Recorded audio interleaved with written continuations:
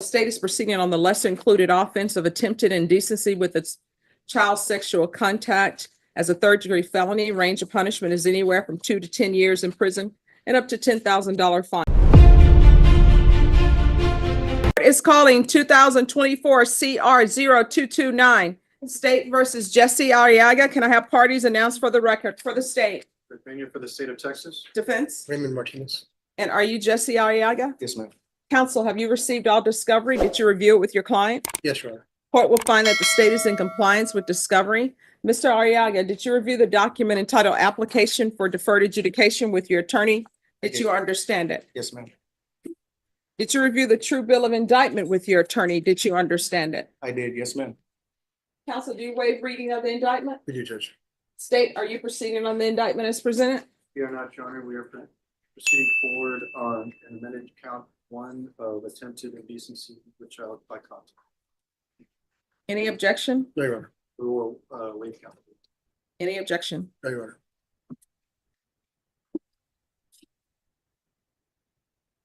All right, did you review the document entitled Court Admonishments with your attorney? Did you understand it and sign it in all the appropriate places?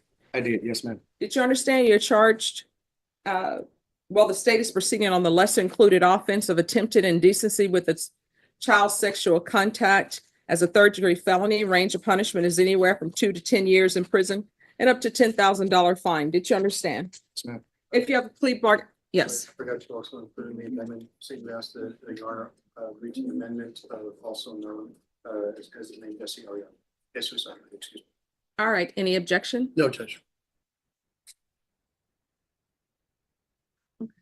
And are you Jesus Ariyaga? Yes, ma'am. And are you the same person that is listed in the indictment? Yes, ma'am. And do you also go by the name Jesse Ariyaga? Not Jesse R, but Jesse A. Ariyaga. I'm sorry, Jesse A. Ariyaga. Yes, Is ma'am. that also you? Yes, ma'am. And you're also Jesus Ariyaga III? Yes, ma'am.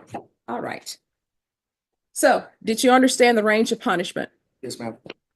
If you have a plea with the state, the court does not have to follow your plea. If for any reason the court does not follow your plea and gives you more than you bargained for, the fact that you entered a plea will not be used against you, and you will be allowed to withdraw your plea. Did you understand? Yes, ma'am. All right, off the record. I see here where you all put state recommends deferred adjudication for a period of 2 years. You all are not allowed to enter into an agreement on the length of probation. So if that's a deal breaker, then We had an extensive conversation on that, Judge. We understand it's within the court's purview to set the term, it although needs to I be think removed. we can still agree to whatever we want to agree to.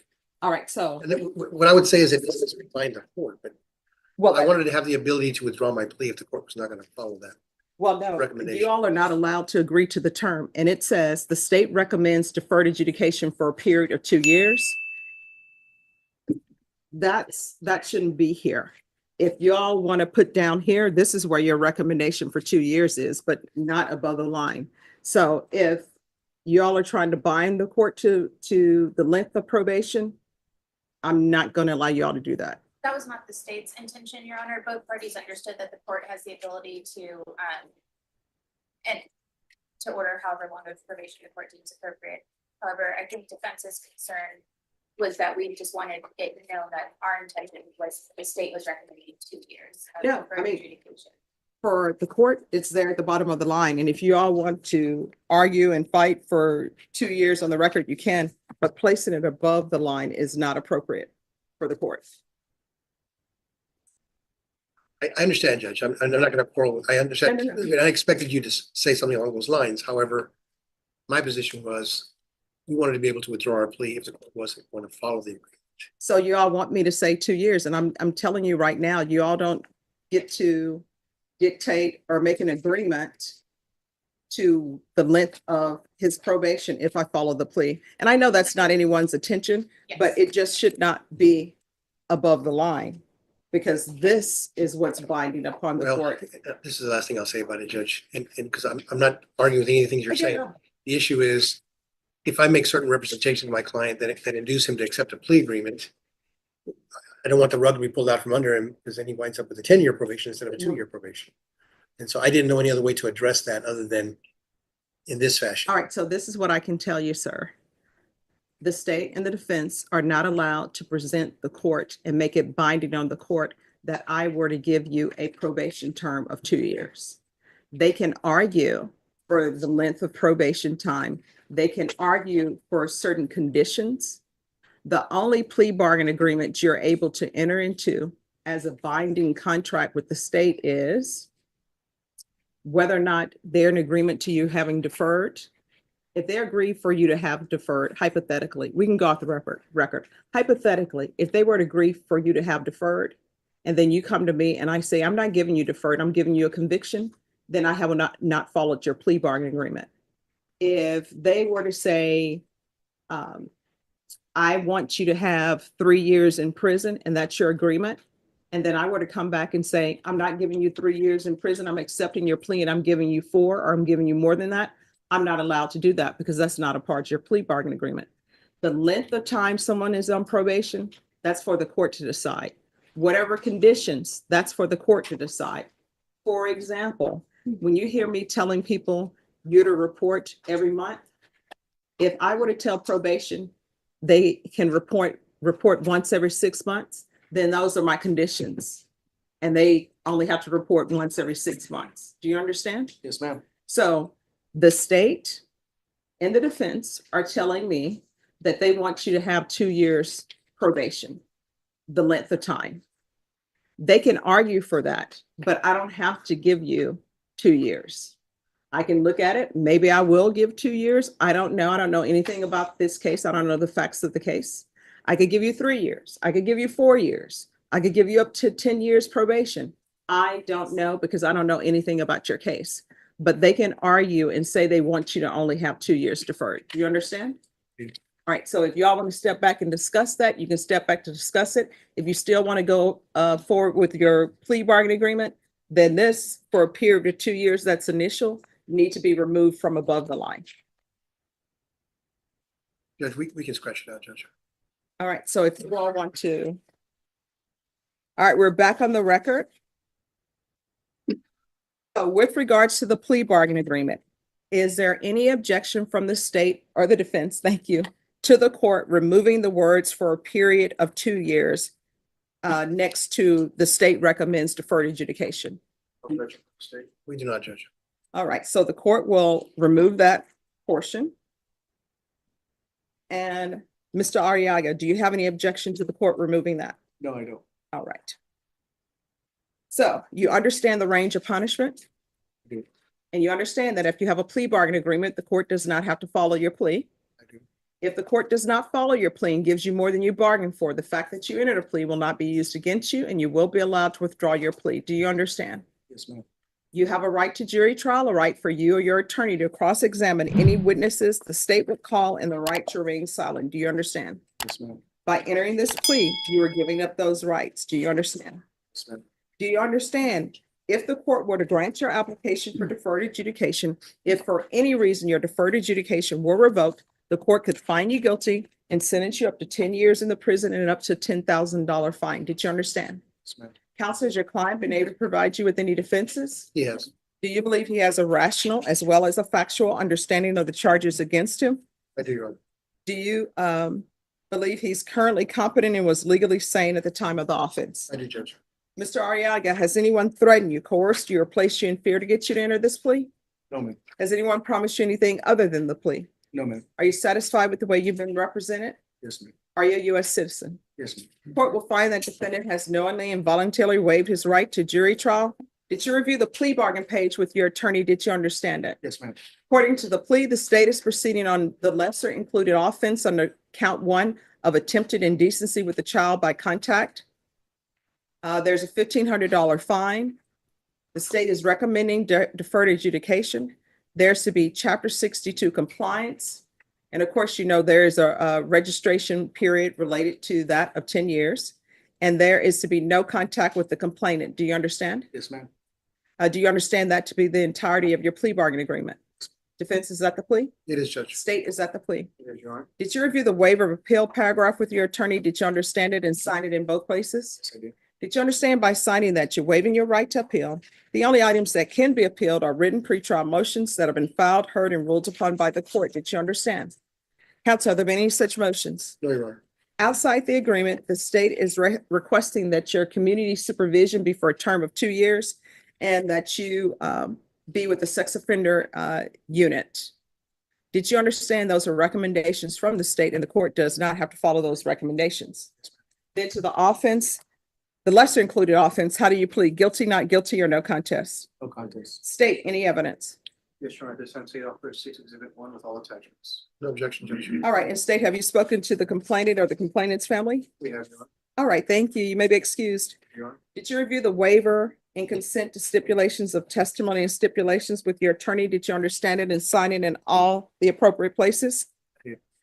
Again, did you understand you have a right to jury trial, a right for you or your attorney to cross-examine and confront any witnesses the state would call and the right to remain silent? Yes, ma'am. Did you understand that today the state will be presenting evidence in the form of witnesses' statements and police reports? But most importantly, there'll be no live testimony. Did you understand? Yes, ma'am. Court will find that defendant has knowingly and voluntarily waived and consented to stipulation of testimony and stipulations. Court will accept into evidence states exhibits 1 and attachments and review the same. All right, after reviewing states exhibits 1 and attachments, the court will find there is sufficient evidence to find you guilty. Court will defer finding This of guilt hearing as has you apply already for revealed deferred. something many viewers don't realize about plea deals. The defense and prosecution may negotiate certain terms, but the judge is making it crystal clear that the court, not the attorneys, has the final say on probation length. What's especially interesting here is how much time was spent arguing over a 2-year recommendation before the actual facts of the case were even discussed in detail. Now that the court has accepted the plea and found sufficient evidence to move forward, the focus shifts to sentencing and long-term consequences. With registration requirements, supervision conditions, and future restrictions all on the table, the outcome of this hearing could impact the defendant's life for years to come. Finding of guilt as you've applied for deferred adjudication. Are you proceeding with sentencing? We'd like to, judges. Anything you wish to say on behalf of your client? Judge, all I can say is that, as you can see from the nature of the plea bargain, there was a lot of exchanging between the parties of information, mitigation, the history of the case, the issues with the child. Unfortunately, she had a very difficult upbringing, losing a parent very young and didn't have the other parent. It just goes on and on. We went through CPS records, we went through counseling records, and it was a hard decision for Mr. Ariyaga to arrive at, but he felt it was in the best interest of himself that he not expose himself to a different kind of an outcome. And he's going to have an extensive registration, which doesn't begin until after the term of probation expires, which is why we had such a long discussion about how long his probation was going to be for. He has a clean record for the most part. He's been gainfully employed. He's never missed court, never been late to court, has not had any violation reports. He's ready to put this case behind him. We do want to address one issue regarding his ability to have access to his grandchildren. Because of the nature of the case, obviously there are restrictions in that regard. The parent of those children is here in court. If the court needed to hear from him, or he could advise probation in writing what his desires are in that regard. He's not asking for unsupervised. He just wants to be able to see him as he has been their whole lives. Other than that, Judge, we've asked the court to follow the plea agreement.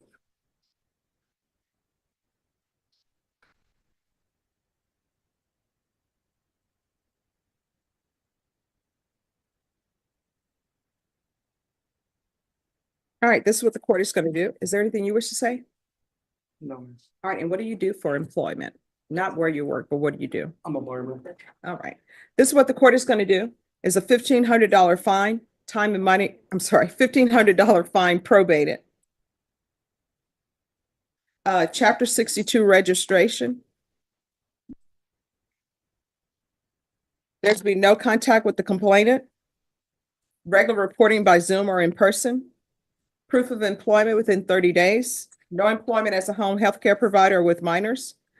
Regular and random UAs. With the UAs, you can either do a patch. The patch costs more, but you won't have to. It's less time constraints on you.